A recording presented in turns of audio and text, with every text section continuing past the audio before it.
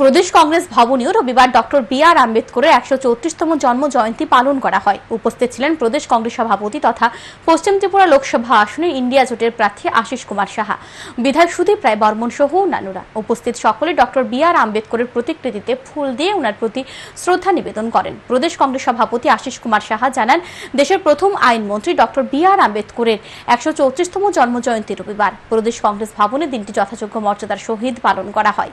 পাশাপাশি তিনি doctor B আর আম্বেদকরের জীবনী তুলে ধরেন।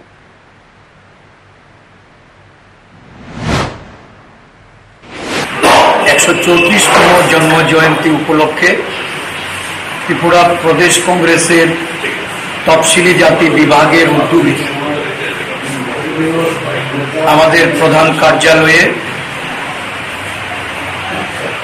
ভীমজি রাও আম্বেদকরের প্রতিকৃতিতে মাল্যদান করে আমরা শ্রদ্ধা নিবেদন করছি।